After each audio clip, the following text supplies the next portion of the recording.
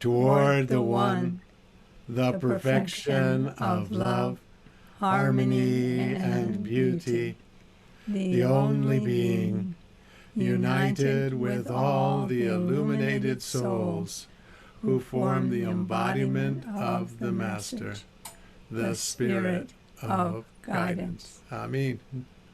Amen. Welcome, everyone. Let's travel all the way to Estonia. Christina, in Estonian, please. Ühtsuse poole, armastuse, harmoonia ja ilu täiuslikkuse poole, ainsa olendi poole, ühendatud kõigi valgustatud hingedega, kes loovad meistri kehastuse, juhtija vaimu. Oh, beautiful. Thank you. Talat, in Turkish.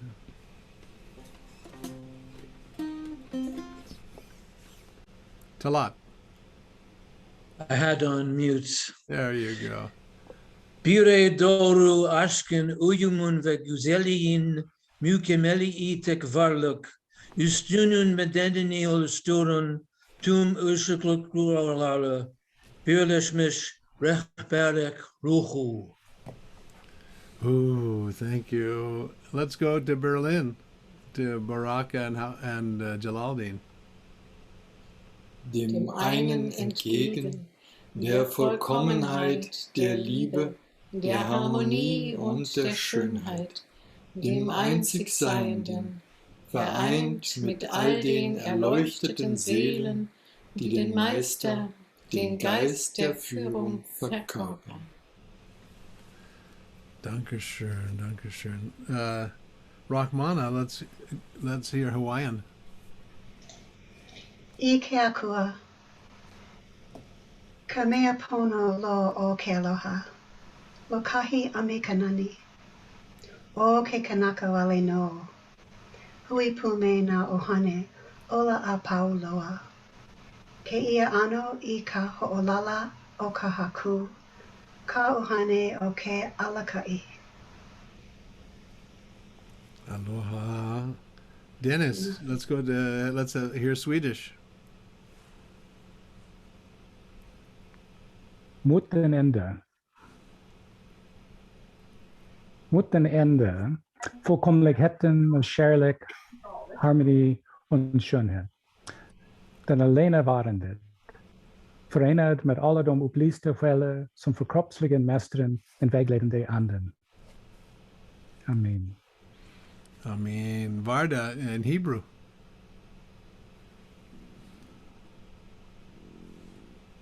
Okay. Likrat ha'echad, hayachid ha'echad v'hameuchad, shleimut ha'ahava, hatzedek v'hatiferet, haninsa hayachid, hakolel kol haneshamot haneorot, yotrei chagshamat harabi, haruach hakodesh. Amen. Amen. Let's go to Holland. Zubin Noor. Tot de ene, de volmaaktheid van liefde, harmonie en schoonheid. Het enige wezen, verenigd met alle verlichte zielen die de belichaming vormen van de Meester, de geest van leiding. Amen. Let's go northeast to Latvia.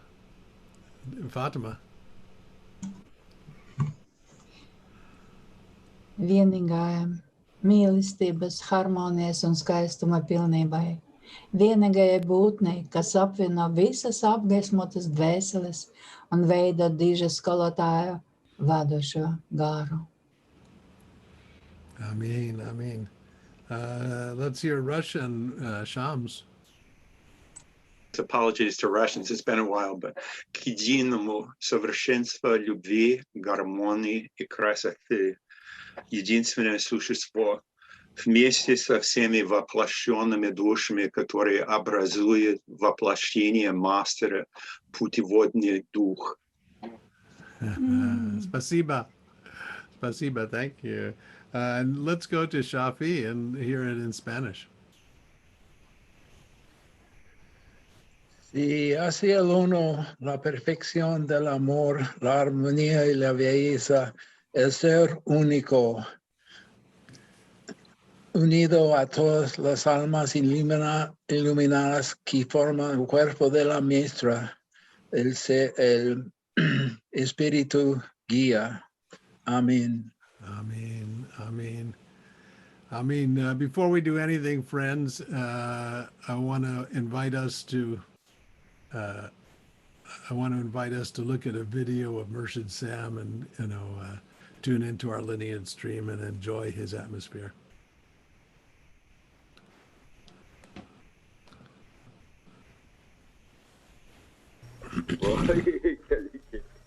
Yeah, oops, sorry. Boy.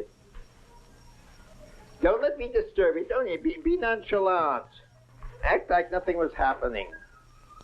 Be calm, cool, suave, diplomatic, and crazy. If it's going to record, I don't care. Art Hoppy will love it. Oh, boy. Holy man, getting things right. Boy. Huh? Well, I should say Allah, Allah, Allah while I'm doing this. Take various eggs and separate them. The yolks got away from me that time. Not the elks, the elks. All right. I have to do something to make up for it. I'm getting too flusticated by seeing all these important people around this time of the morning and no birds. Oh, if this keeps up, I think I'll just dump them. I don't separate them. Too much time is being lost. Put them all together. I don't even remember. Oats, I should have looked. Didn't see it. Oh, yeah, this has got full of bugs. Once in a while I like Mozart or Beethoven, but it's hard to say.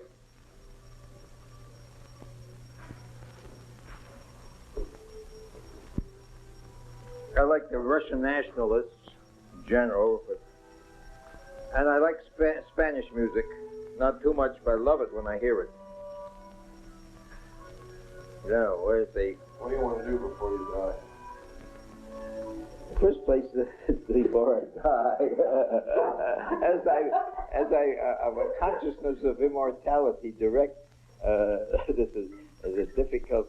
I want to see 2 or 3 of my disciples reach a stage of spiritual realization, and I can die in peace.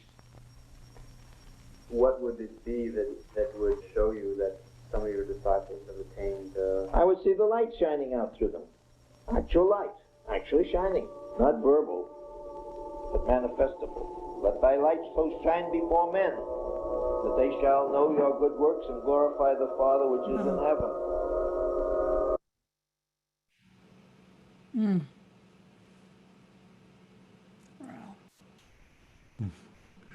What do you want to accomplish before you die?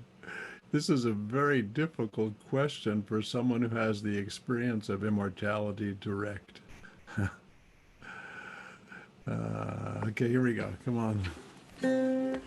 Bismillah, Bismillah, Bismillah, Bismillah, Bismillah, Bismillah, Bismillah, Bismillah, Ar-Rahman, Ar-Rahim, Ar-Rahman, Ar-Rahim, Ar-Rahman, Ar-Rahim, Ar-Rahman, Ar-Rahim.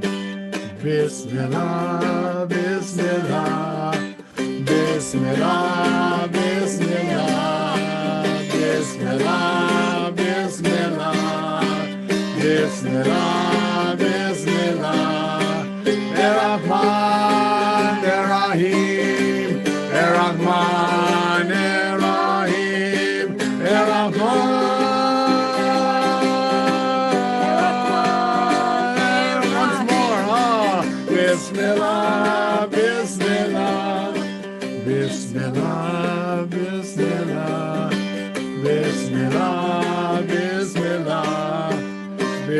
Bismillah, Bismillah, Errahman, Errahim, Errahman, Errahim, Errahman, Errahim, Errahman, Errahim.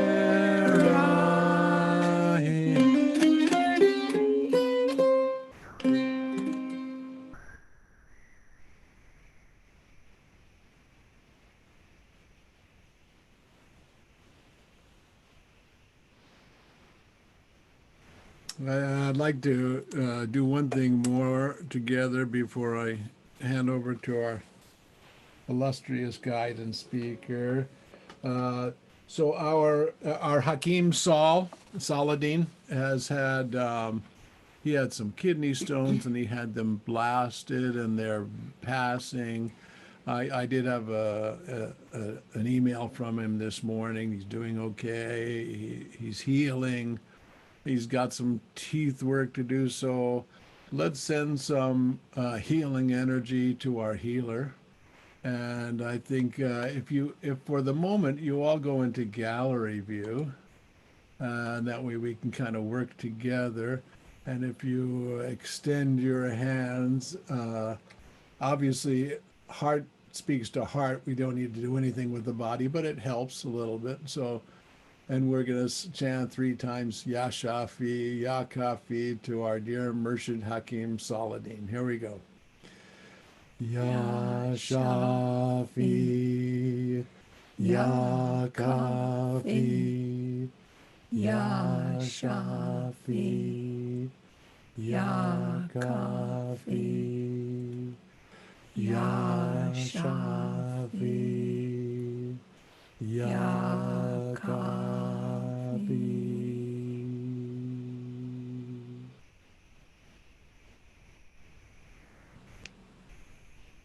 Okay, my dear Hakim, we want you to become whole and healthy. As I think I wrote in the little note to you, 1969, I drove across country with our recently deceased Sarah Morgan. We had a Volkswagen bus, and we stopped at Lama Foundation, and that was the beginning of being under the wings and love and protection and friendship of our dear Asha. And so I have treasured my friendship very, very profoundly with Asha. She's been my advisor, my friend, person I laugh with, that I sing with, that I listen to. We listen to each other and try to help each other and support each other. And I think most of you know that Asha had a brain tumor removed from her brain, and we inshallah extended her life so you can have more time with us, and we can have more time with her, and she can have more time on this planet. But I think all of you will see that after the tumor was removed, what shined through was just pure love and beauty and joy of being alive, and so much great wisdom. And so I feel so fortunate for us as a family to let Asha shine and share whatever it is that comes through her heart. And no matter what she says, you can feel the current of loving baraka underneath it. And so, Asha, we're in your loving arms.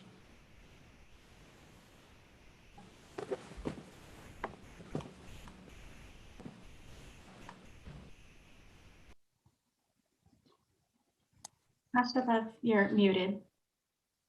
Thank you. Introduce the beautiful woman next to you, too, Latifa. This is Latifa, who is my super helper. There we go. Thank you. She's young enough to understand how to do this kind of stuff. It's very helpful. And basically, after I had this little, it wasn't so big. It was about this big, a little tumor in my temporal lobe where feelings and words are stored. So I can be in the middle of a sentence and I can completely forget your name, or mostly nouns. But I just want you to know that that might happen during anything I'm doing today, because that's what is happening. The other thing that happened was, for about a week, I was a totally enlightened person, or I felt like I was. There was no solid world. There was simply clear, empty, beautiful. Everything was growing out of everything else and moving and converging, but it was so beautiful. And all of you and all of the people on the planet were particularly beautiful. And my conviction became, as I stayed in that space for probably about a week, was that everybody has it and can have it.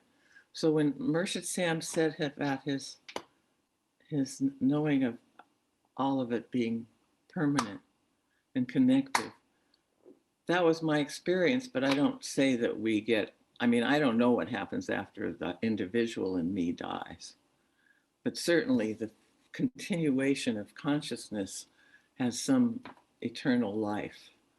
And I've never been able to read anything that convinced me that any of our portals through whatever religions and belief systems were any truer than any others. But like every other myth in the creation, they actually are so helpful in giving us stories, especially when we're children, and we begin to see how complex and beautiful and variable all possibilities are. It's kind of like art programs, I mean, you sit down and you do drawings and you get different drawings, or you decide to make gardens and suddenly there are thousands of things you can plant.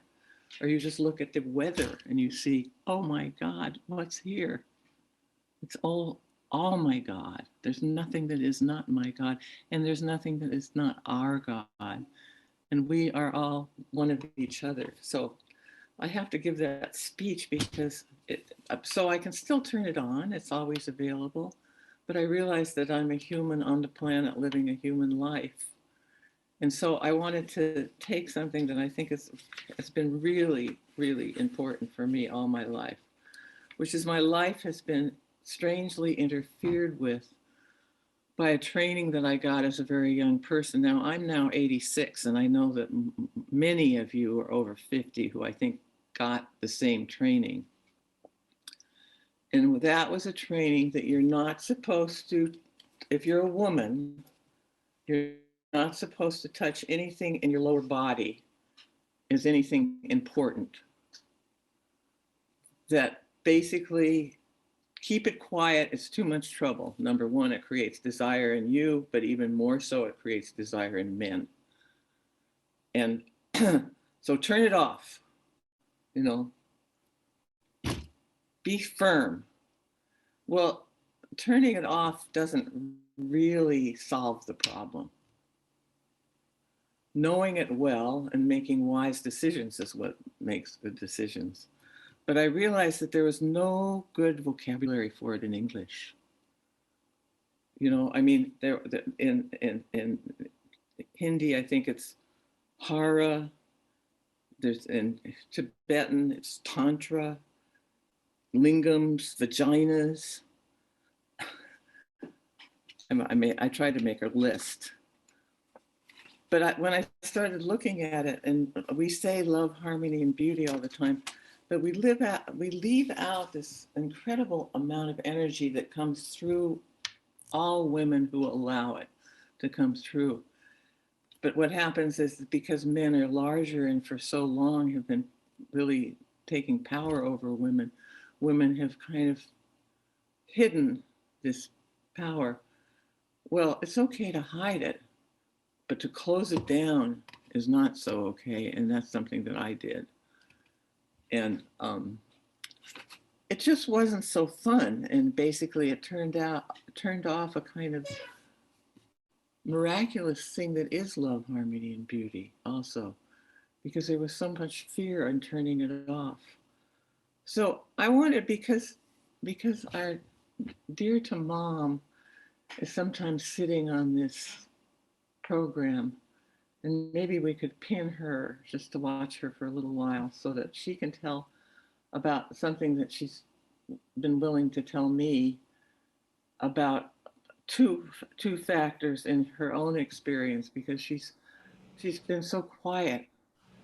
Her poetry, of course, is really great, but in terms of her own life and her own experience, she hasn't really shared to all of us her experience. And I just think that when people share their own experience and the truth of their own experience, something else happens. And so it has to take women to speak about this in an open way. So I would like to turn on to Mom right now, who knows my question. Okay, Asha, you got me to come out there, take a few steps out. Rahima, why don't you have them side by side? I think that's so sweet. Yeah, there we go. So Asha and I had been playing with the word Rahman and talking about the womb. And for me, also the Hara Center. And so I wanted to go back in time and connect you up with the story of how I got involved in all this. I think it was 1998, right? Something like that. We went to the Sacred Music Festival in Fez. And at that time, Sidi Ahmed Kostas, who is our friend, connected me up with circles of women who were part of his Sufi family, and they would meet 2 or 3 times a week for 3 hours, and they would do zikr and practice. So I walked into this room full of women, and we began to do practice. And I was stunned. I felt like it was kind of like a basketball team or a hockey team. And these women were so powerful. They were chanting athletes. And where did the chanting come from? It didn't come from the lungs and the heart and the mind so much. It came from the belly. And that was what I felt. And so it was quite powerful for me. And I after having, I think, 2 sessions with these women, I went home and I started reading everything that I could about what could be the source. Where did this come from? My experience with Islam was women who were very, meek in a way. And these women were like warriors of Ar-Rahman Ar-Rahim, Bismillah. That was their entry point. So after doing all this reading, then we went back to Morocco, and we went to a place called Oujda. And Oujda is on the Moroccan-Algerian border. And it was a celebration of Prophet Muhammad's birth.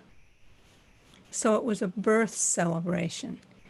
And we arrived in our bus. There was probably 25 of us or so. And the men were all sent off in a direction which was around the building that was the center of Sheikh Hamza's group. And in the building, there was probably 3,000 or 4,000, maybe 5,000 women. And the men were all 7,000 or 8,000 men were gathered around the outside. I mean, it was on a scale that I couldn't believe.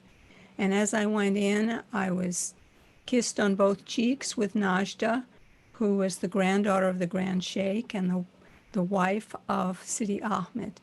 And so we were kind of maybe the 10 or 12 of us, maybe someone in the audience was part of that group. but we were given a really beautiful welcome. And then through the next 4 or 5 hours that we were there, we'd find ourselves in these groups of chanting women, and it would just, it was unlike anything I'd ever experienced. And the last part of it, we went to where all the teachers were gathered, all the women who were really the most awakened in the group. And we sat very close to each other, and we chanted and chanted and chanted. When we got to the bus, I felt like I understood something about the feminine that I had never even imagined. What the core of that energy was, what that beautiful, powerful thing was. So that was life-changing. And I went back and I tried to bring the energy of it into my writing, and went on for quite a while writing books about early Islam and the power of women in there. Asha, should I talk about Grandmother Eve, or should we do that later? Let's do it later, because okay. I don't have a clear plan of what's going to follow, but I but I want to make sure that I give you this time. Okay, we'll do it later. So anyway, that's my story of. Oh no, I want you to do it now. Do it now. You want me to do it now? Yeah, well, you're on. My God, we're hearing your experience, you know, and you're deep in it. And basically one reads it in the poetry, but when it's this direct, you know, and out loud, we're learning on Zoom how to communicate, you know, 100%. And we're just in a learning phase, but you're right in it right now. And it's coming across, at least for me. So what I've come to understand in a way is that because as a Christian nation, as a Christian education, we're taught that this bad thing happened, that Eve went up to Adam and said, let's have some fruit, and convinced him to have it, and they were thrown out of paradise. And because of that, our Western culture was constantly doing this, you know, oh, women, you know, women are bad because grandmother, you know, Eve, who was the mother of us all, made this terrible mistake, and it all goes back to her. So then as I'm studying these early days of Islam and before Islam and what was going on in Arabia, I learned that there's a completely different view of Eve. She is called Grandmother Eve. And the story that the Quran, the whole Islamic story and before, is that she and Adam shared this fruit, and they were told they had to leave paradise. So then this amazing thing happened. They said, God, please forgive us. We have done something that you didn't want us to do. Forgive us. And they were forgiven. Clean slate. It wasn't just Eve, and they were forgiven. So now Eve becomes Grandmother Eve. That is her name, Grandmother. And there is a place near Jeddah. Now, Jeddah is in western Arabia, right near the Red Sea. It's an area there. And I discovered that there was a map with a latitude and longitude, here we go, of Grandmother Eve's grave. And what the yellow pin is it's the place where the latitude and longitude was. Okay? But what happened was they decided that the Saudi government decided they didn't want to have pilgrims going to this place because you would take your grandchildren and you'd travel across Arabia and you'd go to Grandmother Eve's place. They called it her tomb. I mean, imagine you're hooking up with the mother of the beginning of time. Yay! The mother of life on earth. And you're Are there taking any your other women who love this? Imagine, you know, they've been doing that for centuries on their little camels going across the desert. Okay, we've made this pilgrimage. We've connected with the mother of us all. So what does the Saudi government do? In 1928, they wiped it out. They put cement over it. Right. When did they do it? I think it was in 1928 Oh. is when they started. And then by the time around, I still could get the latitude and longitude, and then that disappeared. But now it's back. You can find it if you Google it. And I think what they did was they said they created something in a cemetery in Jeddah that is the resting place of Grandmother Eve. But it isn't this fantastic area out in the country that people have been going to for years. That is no longer there. So it kind of gives us a sense of what is possible and how, if you look at Eve as someone who is a great being, that you could connect up your sense of the womb of everybody with yourself. So I think that's just important for us to know in this conversation. And it's been important for me in my life. And the way I have worked with it is through writing. And now I'm talking about it. So how's that, Ash? Is that what you had in mind? No, it's better than what I had in mind, because basically what I was hoping that I could find this place in your character to be so open is that you really shared your feeling about it, which is hard to get off of a page, you know, a piece of paper with print on it, unless somebody's reading it out loud to you. So to hear the generosity of your spirit being able to share that as that experience, I just hope that all the men and women who have been listening to this felt how these shifts change in our societies, and then how we spread out these ideas, and then people grab them because they seem like they're so true for one reason or another. And then how do we open up the landscape of awakening, of awareness, to be open to those things which I'm now calling this whole talk that we're having, caring. How do we find real caring? And I think that it comes from the womb. I don't think it comes from our desire body. I think it comes from our heart connected with the womb. It comes from our generosity, and it becomes also part of our want for survival of humans and of animals and of plants.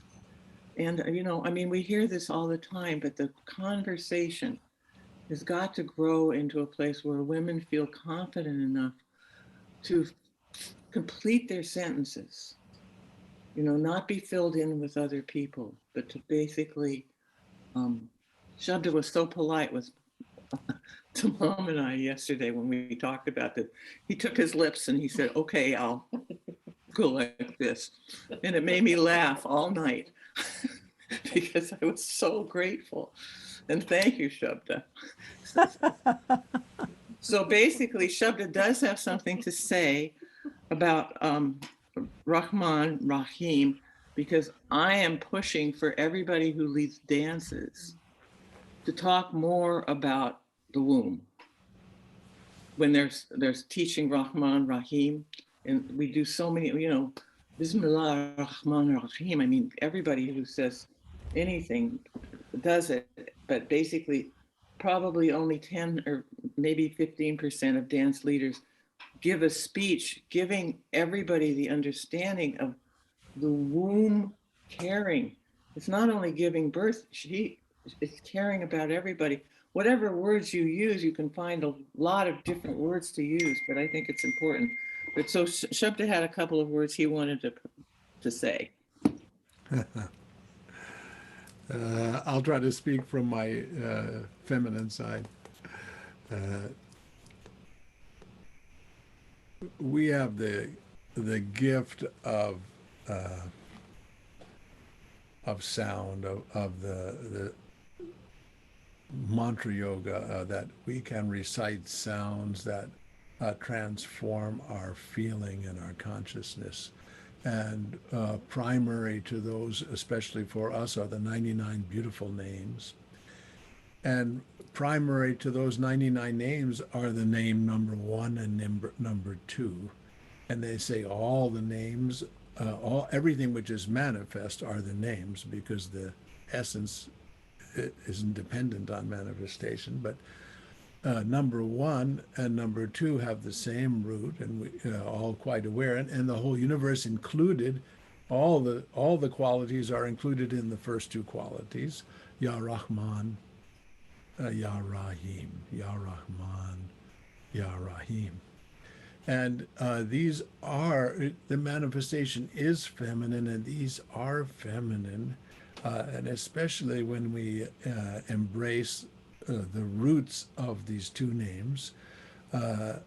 The 2 really important roots are Rahma, which means divine love, and Raham, which means womb. And so we can what? Raham means womb. Womb. So from this we can infer that as the universe manifests, it manifests as a boundaryless container, a boundaryless womb of divine love. So that's the form Rahman, all-pervading, boundaryless container of divine love. And when you have the form Rahim, it goes from the expansive to that which touches you intimately, so that which reaches each and every place. So that love, that boundaryless container of love, is actually touching every place. So Rahim, invoking that. So let's just say it. We'll say it a few times together, and then we can follow our practice of fikr together, and you can't go wrong however you do the fikr, but for now I'll suggest that we breathe out Ya Rahman into this expansive, boundaryless container of love. And then when we breathe in, we feel the touch of that love. So, Ya Rahman, Ya Rahim, Ya Rahman, Ya Rahim, Ya Rahman, Ya Rahim, Ya Rahman, Ya Rahim, Ya Rahman, Ya Rahim, Ya Rahman, Ya Rahim, Ya Rahman. So while we're doing it, do Tasawwuri Grandma Eve. So we're Eve saying these phrases. Ya Rahman, Ya Rahim, Ya Rahman, Ya Rahim, Ya Rahman, Ya Rahim. So breathing out, Ya Rahman. Breathing in, Ya Rahim.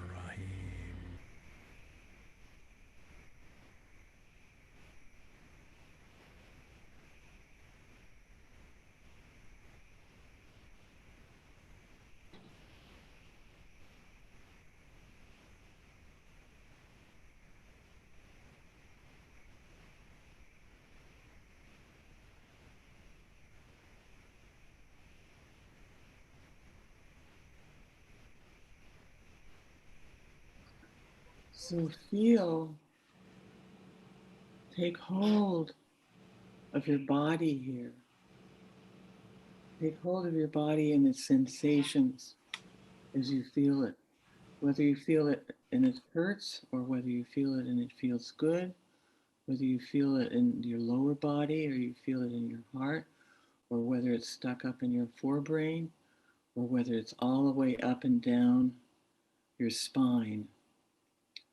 But basically what we want to do is to teach ourselves to carry these sensations as part of our being, to give us the kind of strength that makes our that makes the strength of our beings carry across to those people that we're working with, and that come from our body, that expand from our body, so that we are not only talking from our forebrains, or even praying from our frontal cortex, but we're bringing our whole being into it. And that sometimes we have to listen to our own resistance to anything, because it hurts a little bit, and a lot of it's painful at first, particularly in the front of the heart, behind the sternum. If we're holding back, then there's these strong sensations that are happening.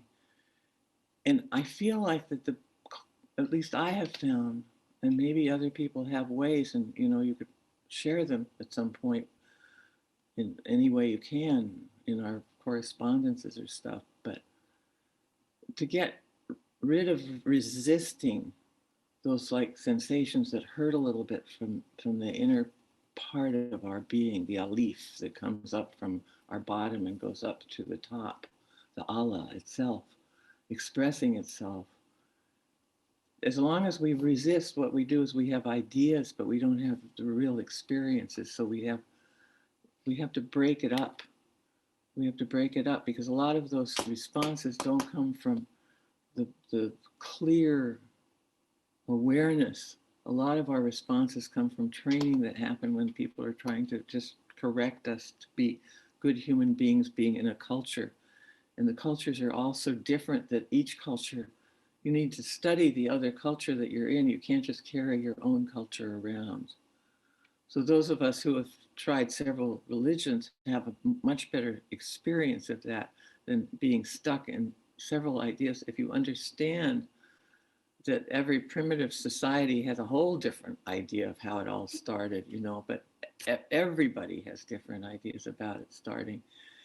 But to find this place of Ar-Rahman Ar-Rahim, Ar-Rahman Ar-Rahim. Thank you so much, Shabda. That's beautiful. And thank you so much to Mom. That was so helpful for me, and I hope it was helpful for everybody else. I thought it was really beautiful.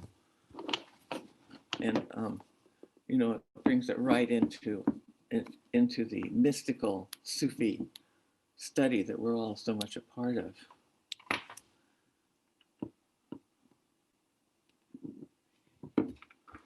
So,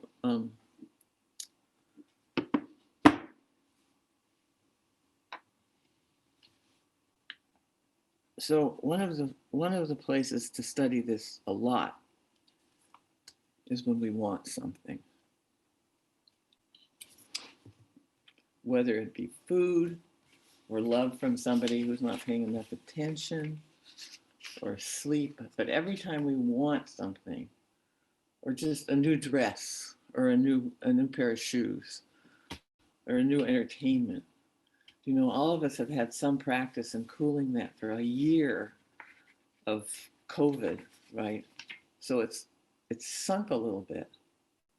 For some of us, it hasn't sunk. For some of us, and I'm sure for some of all of you, you've been sacrificing for other people and putting in a lot of work where you had to work harder, not less, or certainly the health workers had.